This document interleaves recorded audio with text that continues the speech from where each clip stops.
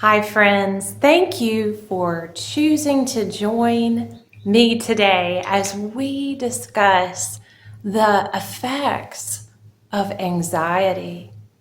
And my goodness, if you're alive today, you may not be as anxious as some, but I'm almost willing to guarantee that you have suffered either anxiety in your own person or know someone who suffers from anxiety.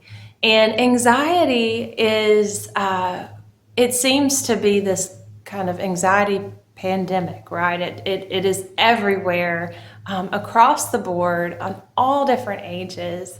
But today we want to look at, regardless of your belief, your background, we want to look at some of the biblical effects of anxiety. And we want to look at verses that help us to understand that it is God that is His unchanging truth can shed some light on this condition. It's a soul condition that we have all have walked through at some time or another. So 5 biblical effects of anxiety. Before I jump in, I'm not a therapist, but I do believe in, I'm not a counselor, disclaimer, right? But I do believe in sharing your experience and your what has worked and what hasn't worked. But what I'm doing today is simply describing the effects of anxiety. So we can look at the 5 effects, and the first one is found in Proverbs 12:25. Proverbs 12:25. Anxiety weighs down the heart of a man, but a good word cheers it up. Okay, so we see that anxiety, like a gravity, it has a weight on the human spirit, and it weighs down. It's a burden. It's like a spirit of heaviness. Okay, it's a droopy regard. It's like a droopy state of your mind, your will, and emotions, your soul, right? So it's going to affect your mind, your will, and your emotions, the 3 components of your soul. Because if you have an anxious spirit, that anxious spirit is going to weigh down your thoughts, your will, and your emotions. So we see that anxiety weighs down. Okay, so that's one effect, the weight. The second effect is found in Psalm 94:19. Psalm 94:19. When anxiety overwhelms me, oh my goodness, can you relate? Your consolation delights my soul. When anxiety overwhelms me, your consolation delights my soul. So anxiety has a flooding effect. It doesn't just stay all neat and tidy. It likes to touch everything. It has a multiplicative effect, right? It multiplies. Once you focus on it, it wants to dominate the capacity of your thoughts so that no mental real estate is available. It wants to take the dominant seat. So thoughts are not just one, right? One thought kind of trains and hooks up to another thought, and then the caboose of that thought is trained to another little cargo car, and then it has momentum. So the anxious thoughts have momentum. They have direction, and they're trying to dominate. They're trying to overwhelm you.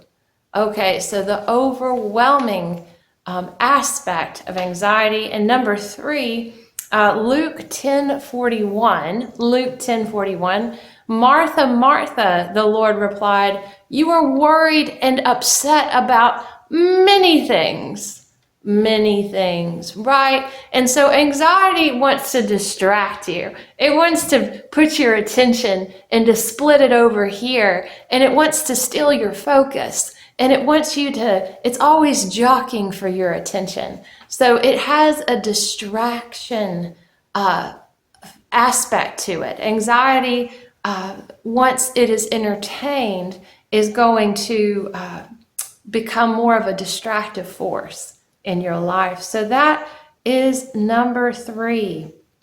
And number 4, Psalm 31, 9 through 10. Be merciful to me, O Lord, for I am in distress. My eyes fail from sorrow, my soul and body as well. For my life is consumed with grief, and my years with groaning. My iniquity has drained my strength, and my bones are wasting away. Oh my goodness. Here is the all-consuming, draining, devouring, sapping of strength effect that worry and anxiety has on a person.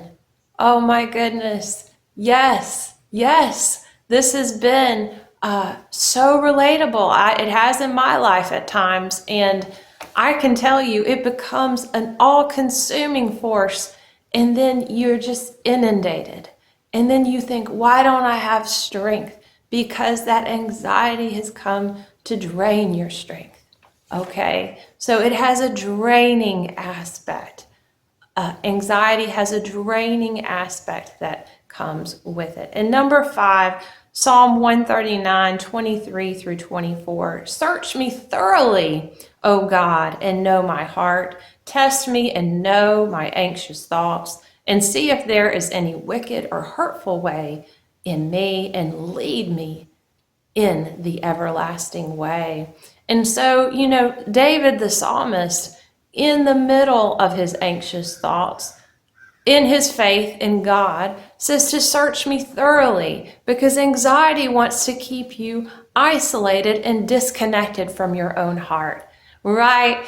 So anxiety has a place of where we're hidden, but we're not hidden in a refuge sort of a way. We're hidden in a place of darkness. But even when you're sitting in that darkness, you can call out to God to be the lamp, to shine a lamp on your path so that you can exit those anxious thoughts that are having the effect of, number 1, weighing you down, and number 2, multiplying, and number 3, causing you distraction, and number 4, sapping your strength, and number 5, leaving you isolated, right? So we can call on him in the middle, not, oh no, now it's too late, but in the middle of your anxious thoughts, you can call on the living God. So praise God. Hope you enjoyed today as we explored the 5 biblical effects